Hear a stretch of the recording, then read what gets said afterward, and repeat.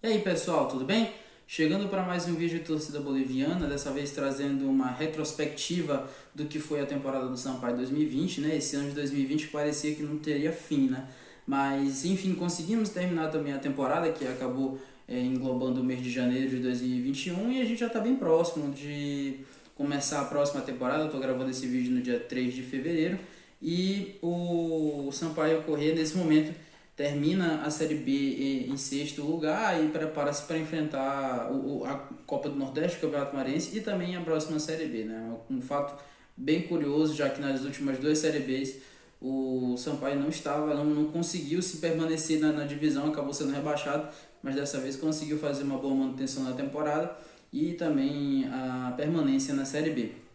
Trazendo pontos importantes, mas antes de mais nada, pedindo que você deixe seu like, compartilhe o nosso conteúdo, compartilhe com os amigos, os grupos e também desde já agradecendo o oferecimento da FM Sport Fino, nosso parceiro que vende materiais e artigos esportivos e também está fazendo uma promoção muito legal aí de camisas do Sampaio de treino por R$ 99,90, camisas de treino, aquecimento, camisas da comissão técnica. E as camisas de jogo, né, aquela amarela e a nossa tradicionalíssima tricolor, eles estão fazendo por R$ 149,90. Então não perca essa oportunidade, ficar em frente à fica na Feira de São Bernardo, em frente à Fribal. E também eles fazem entrega por delivery, é só entrar em contato, eu vou deixar depois o contato deles aqui embaixo. E também agradecendo o oferecimento da Especial Alimentos, que é a nossa empresa parceira também, vende carne de boi, carne de porco, frangos, frutas e verduras, também entrega por delivery, não cobra taxa de entrega e também está ajudando a gente aqui nessa construção de conteúdo e também com certeza precisa da sua ajuda para poder crescer. Também vou deixar o contato deles aqui embaixo na descrição do vídeo. Sem mais delongas, vamos pro vídeo, né? Que eu gostaria de trazer essa retrospectiva, eu vou falar alguns pontos de como foi, tentar elencar como foi a temporada e também fazer alguns comentários, né, a respeito de jogadores, a respeito de algumas situações e trazer um pouco da expectativa para a próxima temporada, né? A temporada que começa, a construção desse elenco de 2020 ele começa em novembro de 2019, que foi até cedo e a gente achou que dessa vez as coisas iam mudar e de certa forma foi um ano atípico, né? A gente nem sonhava com pandemia ainda, mas o Sampaio começa sua pré-temporada em novembro de 2019, contrata alguns jogadores, já começa a trabalhar em dezembro mesmo de 2019 e renovando o contrato com o João Brigatti, que tinha feito um excelente trabalho, sem dúvida. Foi o treinador que conseguiu fazer essa manutenção de elenco, um elenco que estava desacreditado na mão do Julinho Camargo, e conseguiu o acesso, chegou até a final da Série C, onde foi derrotado pelo Náutico. O Brigatti começa bem o campeonato, começa com vitórias, mas aí recebe uma proposta da Ponte Preta, onde ele tem uma grande identificação, tem muita história no clube, e acaba deixando o Sampaio, né, no final de fevereiro, ali, um pouco depois das festas de carnaval.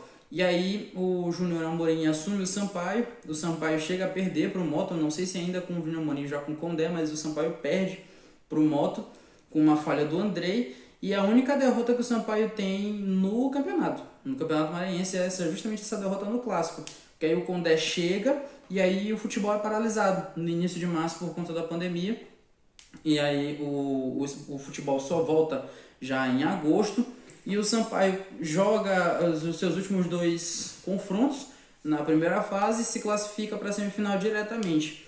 E aí na semifinal consegue uma vitória com tranquilidade em São Mateus sobre o Juventude Santos e depois empata o jogo. Esse empate garantiu a vaga na Copa do Brasil do Juventude Santos. Depois, dois jogos tranquilos sobre o Moto, uma vitória e um empate, né? Um empate no primeiro jogo, um jogo muito sonolento. Eu estive presente no Castelão cobrindo essa partida. Foi um jogo muito sonolento, um jogo muito ruim do ponto de vista técnico. As duas equipes muito amarradas. Só que no segundo jogo o Sampaio já mais aberto, um time com mais toque de bola e que aparentemente a qualquer momento venceria o Moto naquela partida, porque o Moto não conseguiu apresentar nenhum poder de reação durante o jogo e facilmente o Sampaio conseguiu o título, 2-0, gols do Flávio Boaventura e do Robson Duarte ainda no primeiro tempo. E aí, esse título do campeonato estadual, para quem não sabe, as finais foram disputadas já em meio à Série B. E o Sampaio começa a Série B com 4 derrotas seguidas, né? O Sampaio não conseguia, só consegue fazer o gol já no quarto jogo, eu creio que contra a Ponte Preta, né? Porque perde para o Juventude, e aí são 2 jogos onde Juventude e Ponte Preta, o Sampaio é garfado, o Sampaio é muito prejudicado pela arbitragem, e são 2 jogos que vão fazer a diferença lá no final, na reta final, porque o Sampaio vence e empata com a Ponte nos seus jogos fora de casa, mas nos 2 jogos no Castelão o Sampaio perde. E foram 2 jogos que foi muito prejudicado. E aí o Sampaio só vai pontuar diante do CRB, num jogo em que, curiosamente, o Sampaio vai muito mal, mas consegue ter poder de reação para empatar a partida. Abre o placar, toma a virada e depois consegue o empate. Para quem não se lembra também, foi a reestreia do Joécio, ele tinha vindo do ABC. E aí já deu um pouco de padrão de defesa para a zaga do Sampaio. E outro fator curioso é que, assim, as 4 primeiras derrotas é impressionantemente o Sampaio jogando melhor que o time adversário, tendo muito volume de jogo, mas que não conseguia atacar, não conseguia ser efetivo. Aliás, não é que não conseguia atacar, ele não conseguia ser efetivo. O Sampaio atacava muito, mas não conseguia finalizar de forma correta, perdia muitos gols, tomava gols bizarros e também era prejudicado pela arbitragem. Aí vem a primeira vitória, que é justamente o primeiro gol do Caio Dantas pelo Sampaio. Como já falei no outro vídeo, curiosamente ele também faz o primeiro e o último gol do Sampaio contra o América Mineiro, mas é uma vitória por 1-0. O Lisca sai maluco do Castelão, eu também estava nessa partida cobrindo, e o Sampaio consegue ser efetivo, acha um gol no segundo tempo, se tranca, o América não consegue furar a retranca do Sampaio e o Sampaio consegue sua primeira vitória. E aí em diante o Sampaio emenda uma sequência de 10 jogos invictos, né? Uma sequência muito boa. O Sampaio, que estava na lanterna do campeonato, começa a subir posição por posição na tabela, vence nesse meio tempo o Cruzeiro no Mineirão, uma partida onde o Sampaio foi soberaníssimo diante de um Cruzeiro ainda muito bagunçado, do Anderson Moreira. E depois o Sampaio nesse 10º jogo, né, no 11º jogo, ele acaba perdendo por Confiança, uma partida que eu posso dizer que foi um resultado bem aleatório, não por conta do Confiança, mas é porque o Sampaio vinha numa sequência muito boa. O Caio Dantas mete uma bola na trave logo no início da partida, e depois o Sampaio é ensacolado pelo Confiança, um resultado muito estranho, mas que o Confiança foi muito feliz, muito efetivo e acabou encontrando os 3 gols. Depois o Sampaio até diminui, mas já sem tempo. Nesse meio tempo de Série B, o Sampaio ainda conseguiu golear Cuiabá e Figueirense, né? E o Oeste também. O Oeste a gente nem conta muito porque o Oeste foi rebaixado muitas rodadas antes. Mas era uma pedra no sapato do Sampaio, e era justamente num período em que o Sampaio buscava tentar chegar ao G4 já, né? Lógico, tentando acumular pontos e acumular gordura para não brigar mais por rebaixamento, mas o Sampaio consegue golear um Cuiabá que estava muito preocupado no confronto contra o Botafogo pela Copa do Brasil, e o Figueirense e o Oeste, que foram 2 rebaixados que vieram para cá em situação desesperadora. Na verdade, o Oeste, a vitória foi lá em Barueri. 3 vitórias do Sampaio que foram bem consolidadas, jogos realmente bem convincentes, em que o Sampaio se aproveitou justamente do fator de desconcentração de um e de desespero dos outros 2. E aí começa a sequência de queda de rendimento do Sampaio. Depois dessa vitória contra o Cuiabá, o Sampaio volta a vencer Vitória e Náutico no Castelão em 2 jogos complicadíssimos. Contra o Vitória, o Gustavo falha no primeiro gol do Vitória, depois o Sampaio consegue um pênalti já no segundo tempo e um golaço do Robson Duarte também nos últimos minutos. E contra o Náutico, o Sampaio abre o placar, o Náutico empata, e aí depois o Sampaio martela e não consegue virar o jogo. E no último lance, por causa de uma bobeira do ataque do Náutico, o Sampaio puxa um contra-ataque mortal, em que o Caio Dantas, numa fase brilhante, né, estava muito iluminado, a bola sobra no pé dele e ele faz o gol já aos 50 minutos, que realmente, assim, para mim, torcedor, foi um jogo que se caracterizava como um jogo de acesso. Esses 2 jogos pareciam que realmente consolidavam o acesso do Sampaio. Parecia que seriam jogos que a gente ia se lembrar daqui a muitos anos, que realmente foram vitórias sofridíssimas, né? Mas a gente estava redondamente enganado. Depois, uma vitória sobre o Juventude, fora de casa, no Alfredo Jaconi, onde o Sampaio abre o placar, toma um empate, vira o jogo, toma um empate novamente e depois o Sampaio consegue virar novamente o jogo. E esse é o hat-trick do Caio Dantas. Gol de cabeça, gol de pênalti, acho que um gol de perna esquerda também. Vinha numa fase sensacional, inclusive eu acho que o Breno Lopes ainda estava no Juventude, brigando pela artilharia com o Caio Dantas, mas o Caio Dantas consegue fazer praticamente gol toda a partida. E aí vem o nosso choque de realidade, o nosso grande choque de realidade na Série B, que é com o jogo contra a Chapecoense, a campeã da Série B. A Chape até então só tinha perdido 4 ou eram 5 jogos, depois se eu estiver errado vocês me corrijam, mas a Chapecoense vem para São Luís, toma o gol de pênalti do Sampaio, vira o jogo, na faz 3-1, com o Sampaio completamente perdido em campo. E aí começa a surgir o fator de que o Sampaio se torna um time muito previsível, o Condé não consegue ter variação tática, e o Sampaio passa a ser muito facilmente marcado e passa a parar de ser efetivo, começa a jogar mal, não consegue atacar. E aí acha os gols em lances esporádicos de bola parada ou pênaltis. Depois o Sampaio volta a vencer o Figueirense já no Orlando Scarpelli. Outro jogo sofrido, o Sampaio toma um gol muito rapidamente numa falha que se tornou constante na defesa do Sampaio, que era o Luiz Gustavo, subir demais a lateral direita, ficar desprotegida, e nesse dia quem estava era o Flávio Boaventura, que os mais espertos aí vão lembrar que tinha vídeo até dele treinando durante a pandemia, um jogador muito pesado, que até evolui na temporada de 2020, ele evolui bastante, principalmente na final do Campeonato Maranhense em diante. Porém, nessa partida ele estava muito pesado novamente, também falha na marcação e o Figueirense abre o placar. O Gustavo chega a pegar um pênalti, ainda no fim do primeiro tempo, mas depois o Sampaio consegue virar com um golaço de falta do Marcinho, e o Jackson também, que já também vivia uma fase iluminada, sempre que entrava conseguia fazer gol e ajudar a construção do placar. Depois, derrota para o Brasil de Pelotas, com um lance de gol bizarro que o Joécio falhou.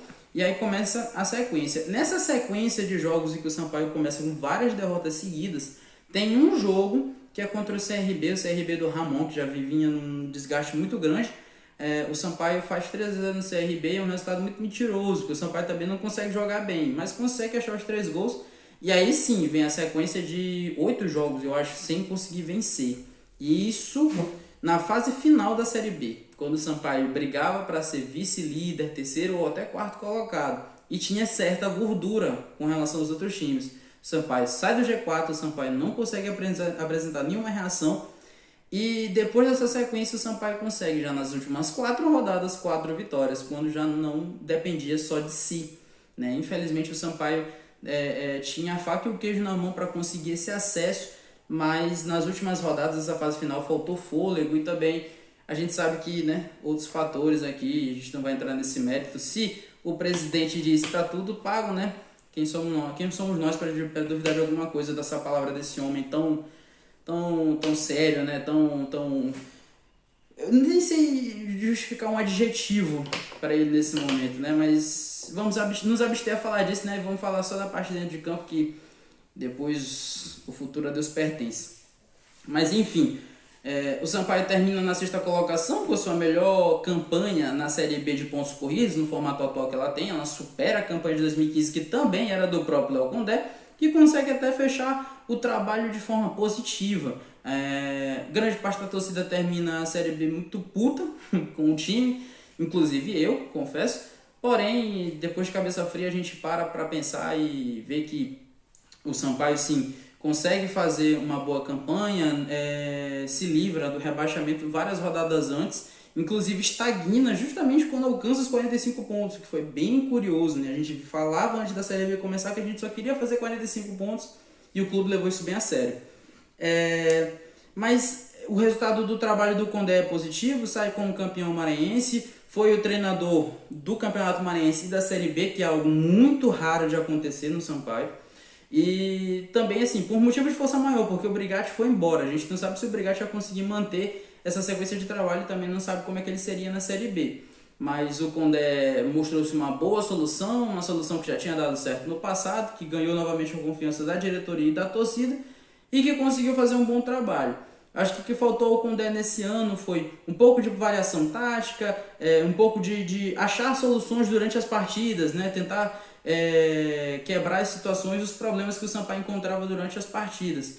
E outro fator curioso é que o que faltou para o Sampaio em 2015, dessa vez sobrou para o time de 2020. Porque o Sampaio ganhava muito dentro de casa e não conseguia fazer o resultado fora de casa. Dessa vez foi completamente o contrário. O Sampaio foi muito mal, teve um dos piores desempenhos dos mandantes, mas teve um dos melhores desempenhos dos visitantes. O Sampaio era muito forte fora de casa e conseguiu fazer grandes resultados também fora de casa.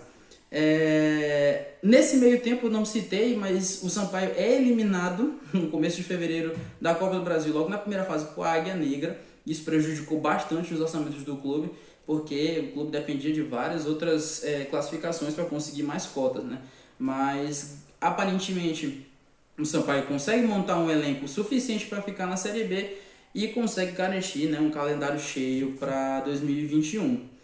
Falando sobre os jogadores, acho que assim, no quesito afirmação, um jogador que chegou e mostrou o trabalho que veio desempenhar, eu elenco o Caio Dantas e o Marcinho, porque o Caio Dantas já tinha sido artilheiro de Campeonato Brasileiro de Série C, chegou muito bem recomendado do Boa Vista e conseguiu fazer uma ótima Série B. Termina como artilheiro do Brasil, artilheiro da Série B.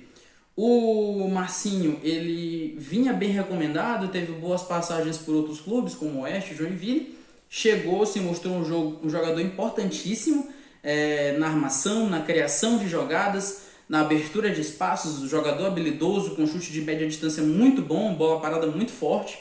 Não é dos jogadores mais velozes, mas a cadência dele ajuda bastante ao estilo de jogo que o Sampaio estava jogando. Um jogador que consegue jogar entre as duas linhas e consegue flutuar muito bem. E por isso o Marcinho e o Caio Dantas, eu acho que eles se afirmaram no elenco do Sampaio e conseguem o Caio Dantas ir para um clube chinês e o Marcinho está aí apalavrado com o Cruzeiro já para continuar na Série B. Mas eu desejo muito para os dois, aí, muito sucesso na carreira dos dois, porque foram dois jogadores que realmente foram importantíssimos nessa permanência na Série B. Surpresas, eu acho que eu posso elencar o Gustavo, goleiro, e o Marlon. O Gustavo, eu realmente não conhecia o trabalho dele. Chegou, tomou conta da posição, fez muita falta quando esteve fora, e aí já eu falo de um jogador que vocês com certeza já devem adivinhar quem é, que foi uma decepção. E o Marlon foi um jogador que não recebia tantas oportunidades, porque o João Vitor era o lateral esquerdo titular e o Condé, até a lesão do João Vitor, ele insistia muito com o João Vitor, e é um jogador que é limitado, que não consegue entregar muito na parte ofensiva e também que não consegue entregar muito na parte defensiva. Inclusive, é um jogador que muito limitado nesse quesito, que o Sampaio acabava sofrendo bastante quando ele estava em campo. E o Marlon corrige esses defeitos, é um jogador que entrega muito na parte defensiva, é um jogador ok na parte ofensiva, mas com um rendimento físico absurdo. O Marlon, depois que vira titular, passa a ser um jogador fundamental, e aí quando ele se machuca, quando ele chega no esgotamento físico dele, ele faz muita falta. O João Vitor volta a se machucar e o Marlon volta a jogar no sacrifício. Em alguns momentos o Luiz Gustavo passa a jogar na lateral esquerda, quando o Marlon também se machuca, mas o Sampaio conseguiu fazer bem essa administração e o Marlon se mostrou ser uma peça fundamental também. Espero que fique, não sei como é que está essa questão de negociação de contrato dele, mas é um cara que realmente me surpreendeu bastante quando recebeu as oportunidades, conseguiu agarrar e conseguiu se tornar titular. As decepções que eu tive nesse ano, nessa temporada, eu posso elencar aqui 4 jogadores de defesa, né? E aí o Neguete, que é um goleiro fraco, um goleiro muito limitado, falhou em momentos importantes no Sampaio, no Campeonato Maranhense e na Série B. Não conseguiu assumir a titularidade. E além do mais, o Sampaio precisou contratar o Mota, porque o jogador realmente não passava segurança. E aí o Mota também, eu posso até elencar com o Mota surpresa, porque chegou, só foi tomar gol nos últimos jogos que fez e foi muito seguro, também pegou pênalti contra o Cuiabá. Paulo Sérgio tinha feito uma boa evolução na Série C de 2019 do lado do Aldair Lucas. Parecia que ia conseguir dar continuidade da carreira, mas começou a falhar bizarramente. Estava mais atrapalhando do que ajudando. E realmente acho que o ciclo dele com torcida e diretoria realmente chegou ao fim. Mas é bem arriscado que ele fique para a próxima temporada. E os dois laterais direitos. Por que os dois laterais direitos? Porque o Luiz Gustavo tinha tido uma boa passagem pelo Sampaio no ano de 2018, mesmo sendo rebaixado. E quando ele voltou, e quando ele assumiu a faixa de capitão e a titularidade, nós achamos que, poxa, agora vai, né? E aí ele começa a Série B muito bem, entregando muito na parte ofensiva, deixando um pouco a desejar na parte defensiva, mas entregando muito na parte ofensiva. E do meio da Série B em diante, ele começa a tomar muito cartão, começa a ser expulso, e também comete uma besteira no jogo contra o Oeste, né? E é esse jogo que ele é suspenso e acaba atrapalhando muito o Sampaio na reta final, porque o Sampaio depende do Joase, que é a pior das decepções. É um jogador fraquíssimo, um jogador muito limitado, que quando entrou Às vezes ele entrava porque o Luiz Gustavo cansava num determinado momento da partida e sempre era um Deus nos acuda, não conseguiu passar segurança em momento nenhum para a defesa do Sampaio, né? Teve lampejos de bons momentos em algumas partidas, mas realmente é um jogador que mais dava raiva do que algum tipo de felicidade para a torcida do Sampaio. Como eu disse, o saldo foi positivo, só que para mim, na minha opinião, o Matheus foi bem decepcionante, porque acho que era o ano em que a gente poderia ter brigado para conseguir subir, conseguir um acesso, seria um ano mágico, e foi um ano que realmente a pontuação da Série B foi muito baixa, nivelado por baixo por conta da pandemia, e conseguir 17 vitórias, mas também 15 derrotas na Série B, mostra que realmente não era um time que merecia subir. E ver que o time teve a faca e o queijo na mão, emenda uma sequência de derrotas tão grande para conseguir vencer as 4 últimas rodadas, e ver alguns jogadores em redes sociais se vangloriando de conseguir a 6ª colocação na Série B, porque era o que estava acordado, isso e aquilo, batendo de frente com o torcedor, é complicado. Porque não passa na cabeça de um jogador desse o que está passando na minha cabeça, por exemplo. Lógico que o cara tá lá pelo salário dele, pela família dele, pelo dinheiro, pela estabilidade, por jogar num clube estruturado. Mas eu, Matheus, tenho um grande sonho de ver o Sampaio na Série A. E eu alimentei muito esse sonho. Não só eu, mas boa parte da torcida. E chegar na reta final e ver esse sonho desmoronar na nossa frente, realmente foi muito decepcionante. Mas deixo aqui meus agradecimentos a todo o elenco, comissão técnica, a diretoria não. Essa diretoria, se fosse por ela, a gente não estaria nem na Série B. Mas agradeço novamente aos jogadores da comissão técnica que honraram a camisa, que fizeram por onde, que suaram bastante. E espero que essa temporada de 2021 também seja uma temporada de manutenção, que a gente não cometa os mesmos erros de 2018 e 2016 e que a gente consiga aproveitar os acertos e as lições que 2020 deixaram em meio à pandemia, coronavírus, que tanto prejudicaram o Sampaio, mas que o Sampaio conseguiu fazer uma boa campanha e permanecer na Série B. Desde já agradeço a você ter compartilhado e gostado do nosso conteúdo. Agradeço você também estar aqui até o final. E peço que você, novamente, deixe seu like, inscreva no nosso canal, participe e compartilhe. Faça a gente crescer. Até a próxima!